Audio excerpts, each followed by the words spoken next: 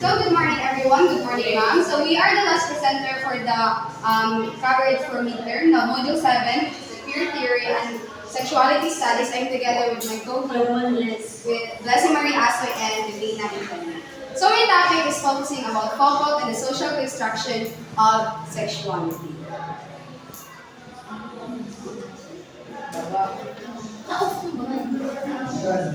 So here are the learning objectives. So by the end of this discussion, you should be able to kindly read. Distinguish between the essentialist view and the social constructionist view. Explain Foucault's central concept of power, knowledge, and how it produces categories of sexuality. Identify the historical shifts that invented homosexual as emotional identities operates against gender. Again, my topic is about Foucault and social construction of sexuality. So first, let us define what is queer. So queer is an umbrella term used to describe people who identify with sexual and gender identities outside of heterosexual and cisgender norms. I think that everyone is familiar with this word, but few of us know about what it means. So when we say queer, it is not literally an umbrella, but it's an umbrella term. Like imagine imagine it like a really big umbrella, and that umbrella purpose is to generally describe people who have sexual and gender identities that is not common, or not the expected gender not the expected sex in the society. So they are the outside of heterosexual. So what is heterosexual? Diba there are heterosexual and homosexual. So what is heterosexual? Same sex. Yes, heterosexual, you are considered heterosexual if you are only attracted with the opposite sex. So say for instance, if Elmer is attracted with the opposite sex, so he is heterosexual. But if he is not only attracted to the opposite, but he is also attracted to the same sex, so he is homosexual. Did you get it? But how about cisgender? Outside. No. Cisgender, it is actually if your gender identities matches the sex you have at birth. So, di ba, you observe when it comes to survey during entrance examination, di ba, if we click the button sex, there are two choices lang, which is the male and female. It's because when we say sex, it is on the biological. When we say gender, it's on how you identify yourself. So, in sex, there are two, male and female. But di ba, if we click the gender, there are different genders. 36 man ata. Non-binary, lesbian, gay, and cisgender. Di ba, our teacher will also tell us now, we have to pick cisgender. Why? It's because when we say cisgender, like what I said a while ago, so if Blessing is born female and he identified herself as a woman, or she identified herself as a woman, so she is a cisgender. So example, Elmer. So his sex and his gender identity matches, di ba? But if Elmer is born male, but he didn't identify himself as a man, and he identified himself as a gay, feminine, so he is not a cisgender, but he is a trans. Gay. Gay. You're a gay. Did you get what is cisgender? Yes. Cisgender is if your gender identity matches your sex.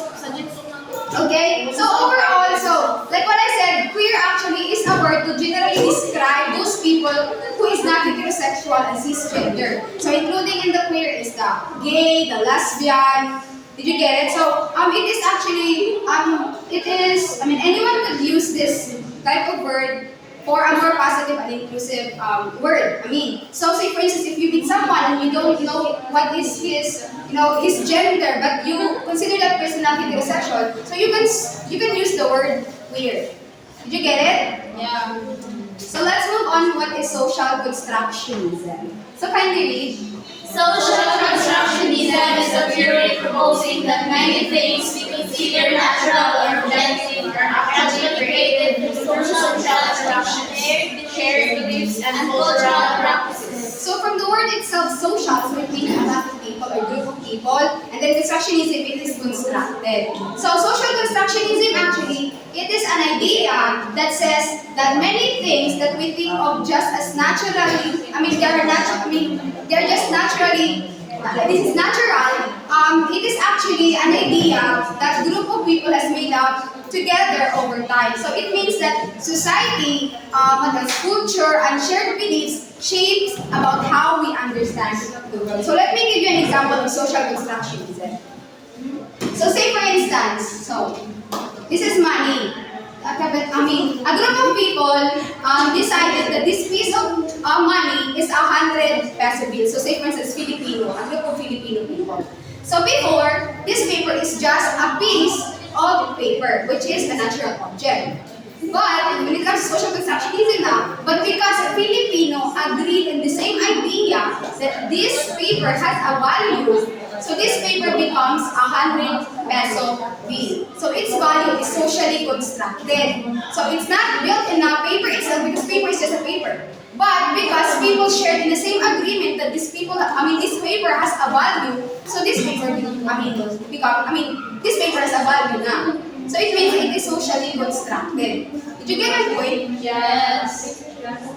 So let me give you an example when it comes to gender rules. So in an objective reality, people are born male and female, which is natural, which is true. This is the fact. But when it comes to social constructionism, it will say na in social constructionism, it is not about the biological. It means that what it means to be a man or woman. It is not natural about what it means to be a man and woman. So social constructionism, say for instance, it is actually about how society created a shared agreement. So say for instance in other culture, what it means to be a man in their culture, they agree that man wears skirts. So in other culture naman, they agree in their society that men wouldn't wear skirts and women only wear skirts. So the clothes are just fabric, right? They are natural objects. Like that's just fabric. But the rule about who should wear on it is a human-made rule. It is socially constructed. Did you get the idea of social constructionism? Yes. So let's compare it to essentialism for you to be able to understand. So essentialism is the opposite is the contrary of social constructionism. So essentialism is a philosophical belief that objects, groups, or people possess fundamental unchanging characteristics that define their essence, making them what they are. So essentialism argues that sexuality is it is fixed biological essence. So in comparison to social constructionism, essentialism is nature and social constructionism is nurture. So in essentialism, it's focused at the natural and the innate, and the social constructionism focused about how society and culture shapes us. So let me give you an example. Say for instance, in essentialist view, they will say na Filipino daw are innate, hospitable, and family-oriented. Like every Filipino, it is innate on us na we are family-oriented and hospitable. So it is an essentialism. Like you are born straight or gay and that's it. There is no other thing na influence. They are focused on the nature. But when it comes to social constructionism view, they don't agree that people are innate, hospitable or family-oriented. They will argue that Filipino are hospitable and family-oriented. It's because it has been taught to them when they are just young. That is the difference between the two. Essentialism is in the nature and social constructionism is in the literature. Did you get it? Yes. So let's move on to Michel Foucault. So Michel Foucault's basic profile, so who he was, he is a highly influential French philosopher and historian. And his focus is how power and knowledge are linked and how they are used to define, classify, control people in society. And his key work is the history of sexuality, volume 1, which directly challenged traditional views on sex. So let's start with why Michel Foucault is linked into my discussion with this here today. So Michel Foucault, he is openly a gay. And he is directly exposed when it comes to social control and political issues that faces by the LGBTQ people. So, his work is fueled by the desire to understand about the forces that define his own life, like as a gay person. So his life's work is all about studying how the society created a line between what they are considered normal and what they consider abnormal. So here are Foucault's central argument, which is the power and knowledge. So it is actually one of his famous complex idea, but I will break it down simply now. So power and knowledge, Foucault believed that power and knowledge daw is inseparable, which is these two forces always work together or they always go together. Now, whenever daw we create new knowledge, we are also creating a way to control it. So say for instance, we are inventing phone. Di ba? We create new knowledge, but we are also creating a new way how to control it. So that is his argument that it is inseparable. So here are the repressive hypotheses. So Foucault argues we have been talking about sex since the 17th century. We just started talking about it differently. More talk equals more news. So before, many people said na when we say repressive, it is restraining the freedom of people, restraining of like the group of people, their freedom. So many people believe now that before in the strict Victorian era, they stopped talking about sex na daw. And they said the idea is that we talked sex freely before, but when the Victorian era came, many people became ashamed talking about it, and it shut down all the discussions about sex. But Foucault argued that this hypothesis is a myth, that it is not actually true. So he argued that even now in the 17th century onward, people now didn't stop talking about sex or didn't stop discussing about sex. Instead now, they still talk about it in a new way. Like, everyone still talk about it, including mga doctors, including mga teachers, including mga priests, and katulad ng mga talk isn't about the freedom of the sex, but it's all about studying, examining, and finding way how to control it. So, Foucault's idea is that the rules now and discussion of this talk, like, it is not about dili silence nila ang discussion about sex. Instead daw, they created sex as a subject na ila istadihan, ila examinan, and makontrol. So, the knowledge that we get from the priests, from the doctors, and the teachers, back then daw, becomes the power daw to control sex and gender nowadays. So that's what he said, the repressive hypothesis is a myth. Now, we ito nag-stop ever since before pa daw, sige nagyapag trabaho ang many professionals to talk about sex because they really wanted to know how to manage it, how to discipline it. Did you get it? So let's move on to the invention of the homosexual. So again, homosexual, you're considered homosexual if you are not only attracted to the opposite sex. So let's delve in how homosexual has been created. So before the 19th century, people focused on the sodomy, an act anyone could commit, man to woman or woman, man to man or woman to woman. Let's move on to the invention of homosexual.